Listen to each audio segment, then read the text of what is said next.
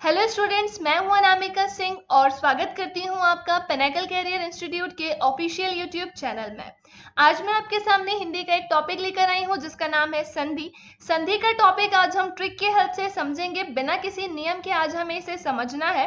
आज हम संधि की वो ट्रिक देखेंगे जहां किसी शब्द को देखते ही आप संधि की पहचान कर सकेंगे, वो भी बिना किसी नियम के। ये वीडियो देखने के बाद आपको कभी भी संधि पहचानने में तो दिक्कत नहीं होगी। तो चलिए हम हमारी वीडियो की ओर बढ़ते हैं और देखते हैं कि किस तरह से संधि की पहचान की जा सकती है। स्टूडेंट्स, एक चीज और कहनी थी आपसे, यदि आप इस तरह की वीडियो और भी चाहते हैं तो प्लीज आप हमारे चैनल को सब्सक्राइब करें, वीडियो को लाइक करें, शेयर करें और बेल आइकन को प्रेस करें। यदि आप बेल आइकन को प्रेस करेंगे तो आपको इससे आने वाली वीडियो की नोटिफिकेशन मिलती रहेगी। चलिए हमारी ट्रिक की ओर बढ़ते हैं। हम पहले समझते हैं कि संधि होती क्या है, तो आगे आते हैं हम।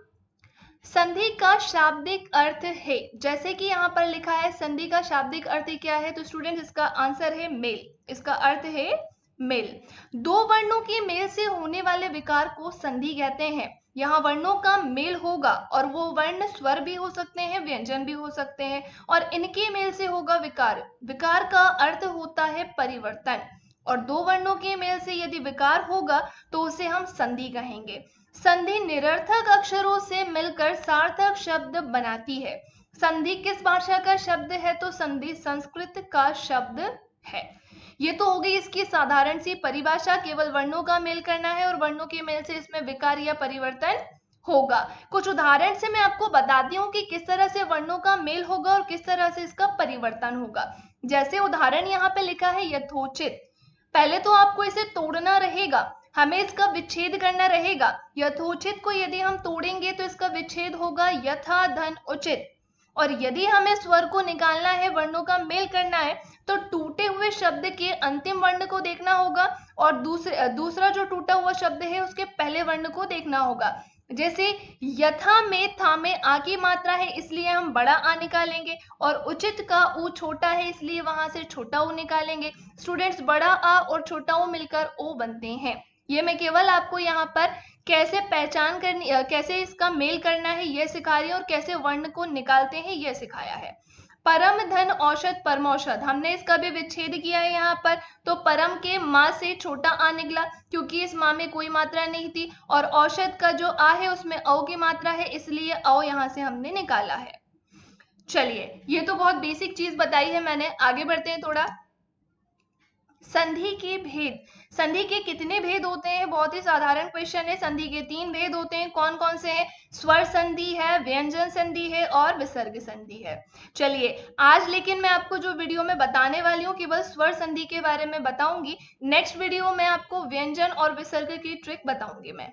चलिए आगे आते हैं पहले स्वर संधि की तरफ कि ये होती क्या है। दो स्वरों से उत्पन्न विकार अथवा रूप परिवर्तन को स्वर संधि कहते हैं। नाम ही उसका स्वर है, तो आप साधारण भाषा में केवल इतना ध्यान रखना कि जहां दो स्वरों के मेल से परिवर्तन होगा वहीं स्वर संधि होगी। देखिए स्टूडेंट्स, इसके भी कुछ भेद होते हैं। इनके 5 भेद होते हैं। कौन कौन से हैं? पहला है दीर्घ संधि, दूसरा है गुण संधि, तीसरा है वृद्धि संधि, चौथा है यड़ संधि और पांचवा है अयादि स्वर संधि। थोड़ा हम इसको बेसिक से ही पढ़ेंगे, हम सीधे इसको दीर्घ से ही पढ़ने वाले हैं। आप भी दीर्घ से ही पढ़िएगा और मैं ट्रिक भी आपको यहीं से बताऊंगी। तो पहले हम चलते हैं हमारी दीर्घ संधि की ओर की है क्या होती क्या है। जब दो सवर्ण, स्वर्ण मतलब क्या होते हैं? समान वर्ण। हस्व या दीर्घ, हस्व मतलब लघु स्वर की बात चल रही है यहाँ पर, तो लिखा है यहाँ पर जब दो समान लघु या दीर्घ स्वरों का मेल होता है तो वे दीर्घ स्वर्ण बन जाते हैं। इसे ही दीर्घ संधि कहते हैं। ये लाइन अगर जिसे ना समझ में आई हो कोई दिक्कत नहीं है, आगे आते हैं। अभी मैं ट्रिक बताऊंगी आपको। यदि छोटा आ बड़ा आ, छोटी ई बड़ी ई, छोटा ऊ और बड़ा ऊ के बाद वे ही हस्व या दीर्घ स्वर आए तो दोनों मिलकर क्रमशः बड़ा आ बड़ी ई बड़ा ऊ हो जाते हैं। चलो हम इसको आगे ही समझते हैं कि ये क्या कहना चाह रही है लाइन। तो ऊपर वाली लाइन देखिएगा आप सबसे पहले। छोटा आ बड़ा आ छोटी ई छोटा बड़ी ई छोटा ऊ बड़ा ऊ, इसके बाद आया है फिर से वही छोटा आ बड़ा आ छोटी ई बड़ी ई छोटा ऊ बड़ा ऊ। यदि इन दोनों का मेल करेंगे तो दीर्घ नाम से ही समझना चाहिए, ये तीनों ये सभी क्या हो जाएंगे? दीर्घ हो जाएंगे। मैंने नियम लिख के भी स्पष्ट बताने की कोशिश की है आपको। यदि आ का मेल आप आ से किसी भी प्रकार से करेंगे तो ये दीर्घ ही बनेगा, यानी बड़ा आ ही बनेगा। सवर्ण लिखा था वहां पर, सवर्ण यानी समान वर्ण, तो आ है तो आ के बाद आ ही आना चाहिए, ई है तो ई आना चाहिए, ऊ है तो ऊ आना चाहिए। दीर्घ स्वर संधि है, नाम से ही दीर्घ है, तो आपको ध्यान रखना है कि यहाँ पे वर्ण दीर्घ ही रहेगा। ये तो हो गई नियम वाली बात, कोई ट्रिक तो थी नहीं। लेकिन अब मैं आती हूँ ट्रिक की और। उदाहरण देखिएगा स्टूडेंट्स, आप नियम भूल जाइए, बस आपको दीर्घ का ध्यान रखना है। यहाँ पर बड़ा अक्षर मिलना चाहिए, या तो बड़ा आ, या तो बड़ी ई, या तो बड़ा ऊ। तो उदाहरण देखिएगा, धर्मार्थ लिखा है। आपको मैंने बताया था कि एक शब्द का खंड करना रहेगा, उसका विभाजन करना रहेगा। यदि हम धर्मार्थ को तोड़ेंगे तो धर्म धन अर्थ होगा, लेकिन हम इसको जोड़ देंगे तो धर्मार्थ होगा, यानी इसका जो बीच का भाग है, सेंटर का भाग है, वहीं हमें दीर्घ स्वर मिलना चाहिए। जैसे धर्मार्थ में बीच में क्या आ रहा है, बड़ा आ। आगे आइए, वीरांगना, वीर धन अंगना, इसका मेल करेंगे तो वीरांगना होगा, यहाँ बीच में क्या आ रहा है, बड़ा आ। देवालय, देव धन आलय, बीच में क्या आ रहा है मेल करने पर, बड़ा आ। देवार्चन, यहाँ पर भी बड़ा आ रहा है, देव धन अर्चन, बड़ा आ गया। नवागत, नव धन आगत, मेल करेंगे नवागत होगा, यहाँ पर भी बीच में बड़ा आ आया है। सत्याग्रह, सत्य धन आग्रह, मेल कर दिया, बड़ा आ गया। स्वार्थी में भी स्व धन अर्थी, तो यहाँ पर भी बड़ा आ गया। देवागमन, देव धन आगमन, फिर बड़ा आ आया है। सीमांत, देशांतर, रेखांश, महात्मा, वार्तालाप, यहाँ सभी जगह देखिएगा बीच में बड़ा आ ही आ रहा है, और ये डायरेक्ट होती है दीर्घ स्वर संधि की पहचान। कवींद्र में देखिएगा यहाँ पर बड़ा आ नहीं है, बड़ी ई है। तो जैसा कि आपको पता है, मैंने बताया है कि तीन बड़े अक्षर मिलेंगे, या तो बड़ा आ, बड़ी ई, या तो बड़ा ऊ। तो कवींद्र में बड़ी ई आया है, मुनींद्र में बड़ी ई आया है, रविंद्र में बड़ी ई आया है, योगेश्वर में बड़ी ई आया है, नारेश्वर में बड़ी ई है। नारेश्वर 2 बार लिखा गया। भानुदय, भानुदय में बड़ी ई नहीं है, यहाँ पर बड़ा ऊ है। साधुर्जा में भी बड़ा ऊ है।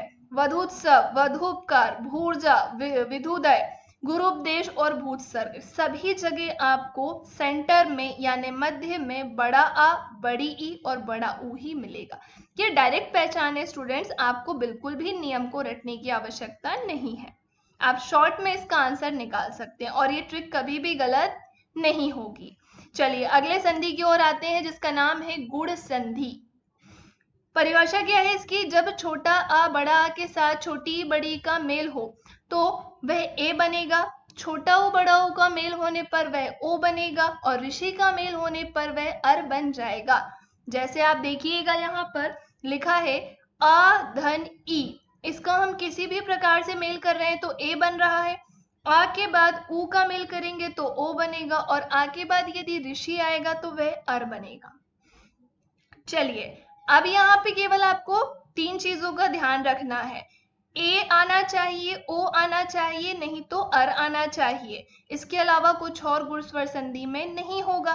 तो आते हैं उदाहरण की तरफ, डायरेक्ट ट्रिक को देखते हैं। सत्येंद्र में देखिएगा आपको बीच में सेंटर में ए दिख रहा है, ये डायरेक्ट पहचान होगी गुण स्वर संधि की। नरेंद्र में ए आ गया है, परमेश्वर में भी ए है, सोमेश में भी ए है, महेंद्र, राजेंद्र, कमलेश, महेश, राजेंद्र, वीरोचित। अब यहाँ पर ए नहीं आया है, वीरोचित, वीर धन उचित, मध्य में बीच में आ गया ओ, तो ए भी आएगा और ओ भी आ सकता है। महोदय, यहाँ पर भी ओ आ गया है। गंगोदक, ओ आया है। महोर्मी, ओ आया है। जलोर्मी, ओ आया है। महोर्जा, ओ आया है। महोत्सव, यहाँ पर भी ओ है, और सूर्योर्जा में भी ओ है। हमने ये देखा है कि दीर्घ संधि में बड़ा आ, बड़ी ई, बड़ा ऊ था, यहाँ पर ए, ओ और नहीं तो अर मिलेगा। अर कैसे मिलेगा, जैसे देवर्षि, तो देवर्षि में यहाँ पर आपको आधा रा मिलेगा ऊपर, महर्षि यहाँ पर भी ऊपर आधा रा मिला है। तो ये तो डायरेक्ट पहचान हो गई। अगली संधि की ओर आते हैं। संधि तीसरे नंबर पे है वृद्धि संधि। छोटा आ बड़ा आ का मेल, अब यहाँ पर छोटा बड़ा का मेल ए के साथ होगा तो वह ए बनेंगे, ओ औ के साथ होगा तो वह औ बनेंगे और यही हमारी वृद्धि स्वर संधि होगी। साधारण भाषा में ध्यान रखिए कि शब्द के ऊपर ए और औ ही आना चाहिए। उदाहरण देखिएगा, एक एक में ऊपर मात्रा दीर्घ हो गई है, डबल मात्रा आई है। धनेश्वरी में भी डबल मात्रा है। मतेक्य, सदैव, महेश्वरी, रमेश्वरी, यहाँ पर सभी में ऊपर डबल मात्रा यानी ए की मात्रा आई थी। परमोदारे में यहाँ पर औ की मात्रा है। मध्य में देखिए, बीच में ही देखना है, कहीं और आजू बाजू नहीं देखना है। महोजस्वी मध्य में ही आई है मात्रा। महोज, महोदारे, परमोजस्वी, वनौषधि, परमौषध और महोषध, यहाँ सभी में बीच में औ की मात्रा है और कोई नियम यहाँ पे काम नहीं कर रहा है। अगली संधि की ओर आते हैं, यड़ स्वर संधि। छोटी ई, बड़ी ई, छोटा ऊ, बड़ा ऊ या ऋषि का मेल यदि असमान स्वर से हो। अब यहाँ पर कुछ भी निश्चित नहीं है, कुछ भी कंफर्म नहीं है कि छोटी, बड़ी, छोटा ऊ और ऋषि के बाद क्या आना चाहिए। जैसे कि मैंने यहाँ लिखा है भिन्न स्वर आए, कोई भी असमान स्वर या भिन्न स्वर आए तो वह बनेंगे किसमें, परिवर्तित किसमें होंगे, या तो वह या में, या तो वह वा में, नहीं तो वह आधा रा में परिवर्तित हो जाएंगे। और यही क्या है, हमारी यड़ स्वर संधि। तो ये थोड़ा पहचानना मुश्किल हो जाएगा। इसके लिए एक ट्रिक और बताती हूँ कि आपको या और वा तो मिलेंगे, लेकिन यहाँ पर मध्य में अर्धवर्ण भी मिलना आवश्यक है। यह या और वा अर्धवर्ण के साथ ही मिलेंगे तो ही वहां पर यड़ संधि होगी। बिना अर्धवर्ण के यहाँ यड़ संधि नहीं हो सकती है। जैसे अत्यधिक में आधा त भी है और या भी है, अर्धवर्ण भी है और या भी आ गया, इत्यादि अर्धवर्ण भी है या भी है, अर्ध प्रत्युपकार अर्धवर्ण भी है और या है। उसी प्रकार न्यून है, व्यूह, प्रत्येक, देव्यागमन, सख्यागमन, स्वच्छ। स्वच्छ में देखिएगा अर्धवर्ण के साथ व आया है, अन्वय में अर्धवर्ण के साथ व आया है। स्वागत, मध्वालय, वधमागमन, पितृनुमति। पितृनुमति में आपको बीच में त्रा मिलेगा, आधा रा नहीं मिलेगा, ये इसकी पहचान होती है। आपको यहाँ पर आधे रा की जगह हमेशा यड़ स्वर संधि में त्रा ही मिलेगा। मात्राज्ञा, पित्राज्ञा, मातृक्षा और पितृक्षा। चलिए अगली आते हैं हम आखिरी संधि की ओर, अयादि स्वर संधि।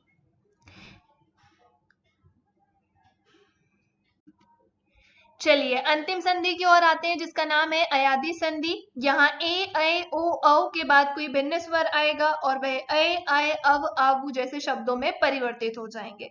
इसकी भी एक पहचान है और इसकी पहचान में बीच में या तो या मिलेगा और या तो वा मिलेगा। अब आप कहेंगे मैडम यही पहचान तो आपने यड़ स्वर संधि में बताई थी, तो वहां पर मैंने एक पहचान और बताई थी कि या और व के साथ अर्धवर्ण भी मिलेगा और ऐसा कुछ अयादि संधि में नहीं होगा। यहाँ केवल या ही रहेगा, अर्धवर्ण नहीं रहेगा, वा ही रहेगा, अर्धवर्ण नहीं रहेगा। उदाहरण की ओर देखिएगा, जैसे नयन, चयन, नायक, गायक, गायन, नायिका, गायिका, यहाँ सभी मध्य में केवल या ही था।